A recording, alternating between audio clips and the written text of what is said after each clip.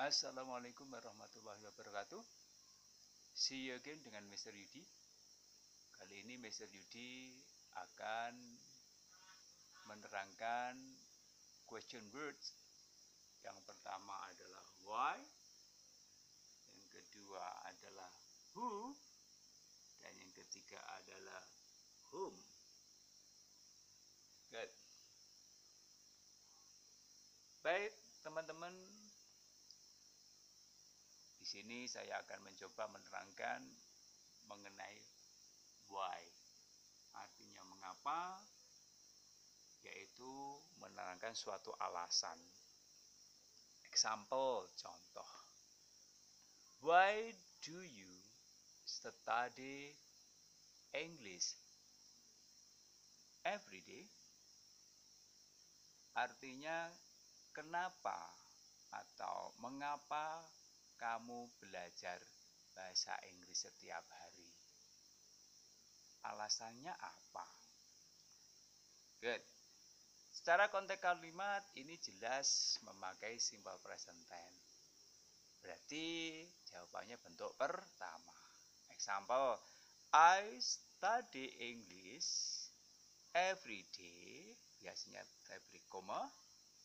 Because, sebab I want to be clever in English. Jadi alasannya because I want to be clever in English, juga dalam bentuk present. Artinya harus ada kesinambungan. Di sini ada koma. Berarti antara satu kalimat dengan yang lainnya harus ada kesinambungan dalam tenses. Kalau present juga memakai present. Ini kalau memakai because.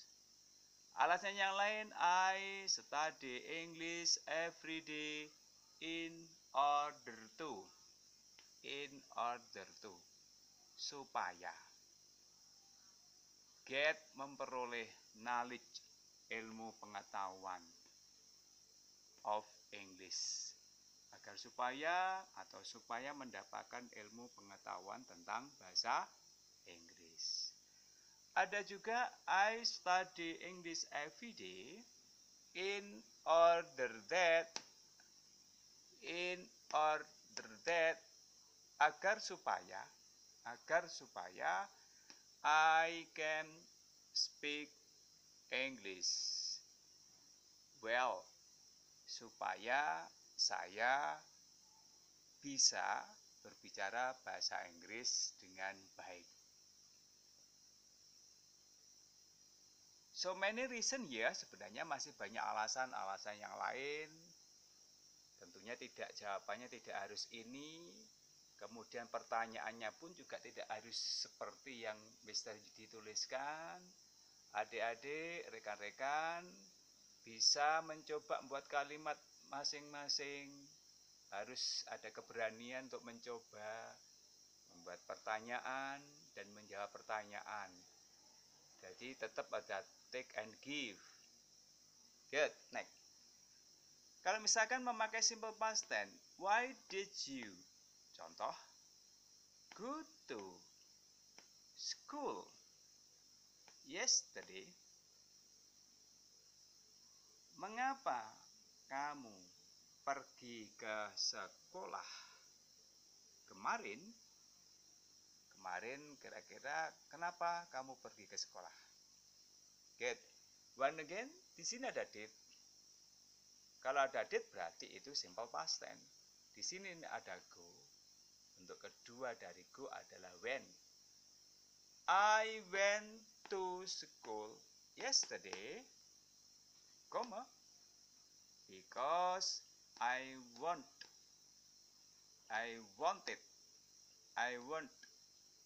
to study. Saya pergi ke sekolah kemarin karena saya ingin belajar. Sangat jelas, ada konsekuensinya. Di sini simple past, ini juga dalam bentuk past. Ada korelasi correlationnya, ada koneksi antara tenses satu dengan tenses yang lainnya. Contoh yang lain, I went to school yesterday in order that, agar supaya, I could get science, supaya saya memperoleh ilmu. Ilmunya macam-macam, ada ilmu bahasa Inggris, ada ilmu agama, ada ilmu matematika, and etc. dan lain sebagainya.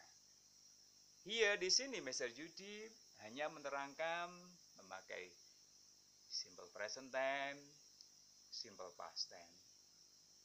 Adik-adik, teman-teman bisa memakai present continuous oke, memakai simple future oke, atau bahkan memakai model auxiliary oke. Di sini tidak Mr. Yudi terangkan karena biar adik-adik di rumah belajar menyusun kalimat dengan mandiri. Lagi menyusun kalimat dengan mandiri dan latihan dengan teman-temannya agar nanti selalu bisa merangkai kalimat dan berlatih dengan teman-temannya. Good. Next. Kita lanjutkan dengan who. Number 5, ini ada who. Who artinya siapa. Menanyakan orang sebagai subjek. Sekali lagi, menerangkan orang sebagai subjek. Ya, good. Example. Karena menanyakan orang sebagai subjek, penanya pada intinya tidak paham, tidak mengerti. Contoh yang tidak mengerti begini, siapa yang sedang duduk di kelas? Kan tanya, ini penanya nggak tahu, tapi membutuhkan jawaban dalam bentuk subjek. Bisa I, bisa you, bisa she, dan lain sebagainya. Example, who can help me? Sekali lagi, who can help me? Siapa yang dapat membantu saya? Bisa jawab, I can help you. Saya bisa membantu kamu.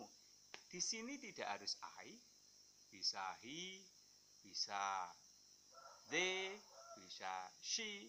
Sekali lagi, ini tidak harus I, bisa nama orang tidak apa-apa, Budi atau mungkin Wati, and etc.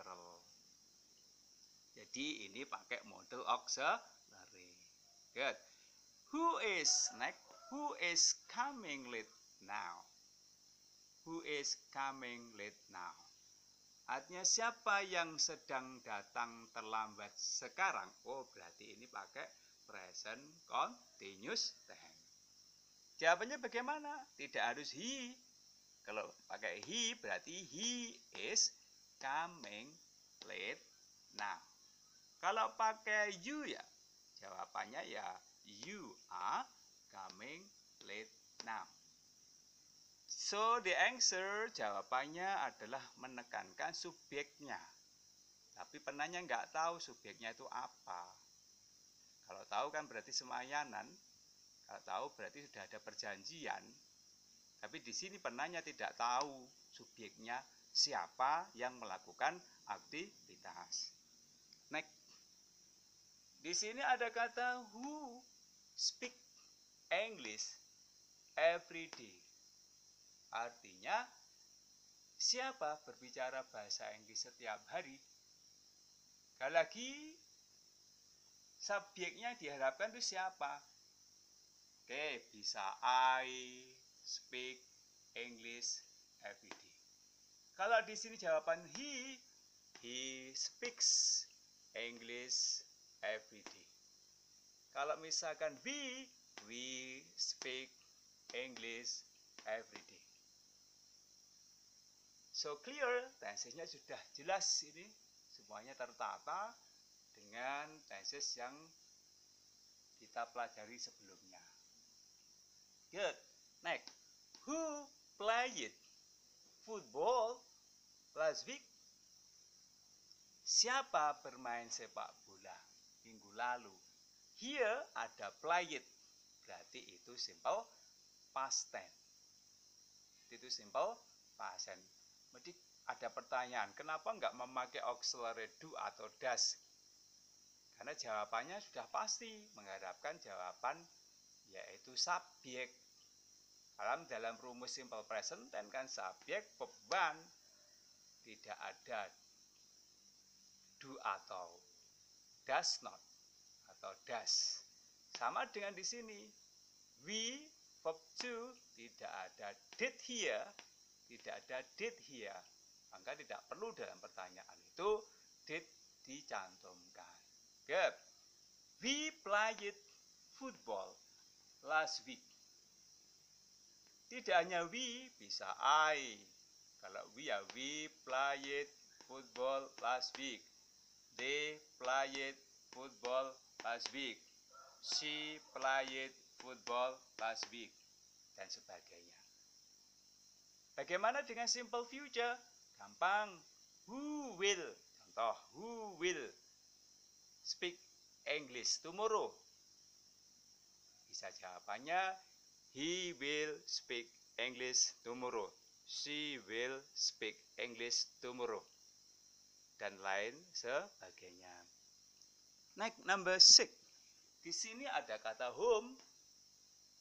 Whom artinya siapa. Nanyakan orang sebagai objek. Lagi ada kata whom. Whom tidak bisa berdiri sendiri, maka whom yang dulu pernah Mr. Didi terangkan harus memakai preposition, kata depan. Contoh, to whom, untuk atau kepada siapa. Do you study English every day? Untuk siapa kamu belajar bahasa Inggris setiap hari? Jelas ini simple present tense. Tahu dari mana? Ada do, ada everyday. Jawabannya, I study English to myself every day. Saya belajar bahasa Inggris untuk saya sendiri setiap hari. Bisa juga to my future, untuk masa depan saya setiap hari. Jadi sangat jelas dan sangat mudah untuk dipahami dan kita bisa praktek untuk berbicara bahasa Inggris dalam setiap harinya. Good. To bisa diletakkan di depan seperti ini. Ini yang baku ya, formal ya, sangat formal. Tapi to bisa diletakkan di akhir kalimat. Contoh, whom do you study English to every day? Jadi sebelum keterangan waktu, to-nya diletakkan di depannya. Tapi kalau tanpa keterangan waktu, to diletakkan di akhir suatu kalimat. Jawabannya bagaimana? Whom do you study English to every day? Jawabannya sama. Sama dengan yang di atas, idem. Atau sama dengan atas. I study English to myself every day. Sama, teman-teman. Jadi mudah sekali. Saya di sini hanya menyampaikan simple present tense. Get. Next, bagaimana dengan with whom? With whom artinya dengan siapa? With whom do you practice English every time? Dengan siapa kamu berlatih bahasa Inggris setiap waktu? Dengan siapa? Ada do di sini. Oh, berarti ini simple present tense. The answer, I practice English with my friends, dengan teman-teman saya every time, setiap waktu. Sama dengan yang tadi, bahwa with whom diletakkan di depan itu sangat formal, baku, tapi with bisa diletakkan di akhir kalimat. Example, whom do you practice English with every day? Sekali lagi, kalau tanpa keterangan waktu, with-nya diletakkan di belakang kalimat. Tapi karena ada keterangan waktu, with-nya diletakkan sebelum keterangan waktu itu sendiri. Saya ulang lagi, whom do you practice English with every day? Jawabannya sama dengan di atas tadi. Apa? I practice English with my friends every time. Sangat jelas, sangat mudah sekali. Tentunya Mr. Yudi hanya menerangkan simple present tense. Adik-adik, teman-teman bisa, semua tenses bisa dipakai. Misalkan, to whom are you studying English now? I am studying English to myself now. Whom did you study English yesterday? I studied English to myself yesterday. To whom will you study English tomorrow? I will study English to myself tomorrow. Dan lain sebagainya. Maksudnya apa? Dengan memahami empat tenses yang selalu Mr. Yudi sampaikan, harapannya adalah sederhana. Agar siswa tidak takut berbicara bahasa Inggris. Karena kadang-kadang kita mau latihan, mau bicara itu malu. Atau takut karena merasa sulit. Padahal kalau kita serapi, kalau kita cermati, kita pahami, sangatlah mudah. Tidak ada kata menyesal, tidak ada kata menyerah. Kita harus fokus, kita harus berjuang maksimal untuk bisa mencapai cita-cita yang kita harapkan. Apa?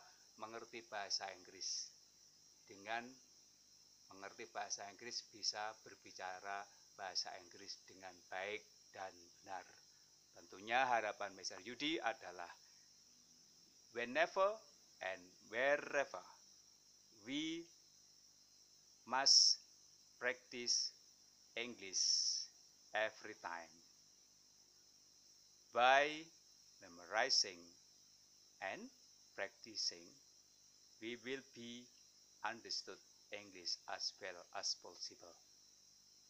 God willing, inshallah, we can speak English not a long time, but very short time.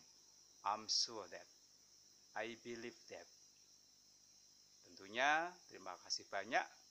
Dan harapan Mr. Yudi, tolong tombol like, subscribe-nya, dan tentunya adalah komentarnya yang Mr. Yudi tunggu-tunggu. Thank you very much. See you later. Assalamualaikum warahmatullahi wabarakatuh.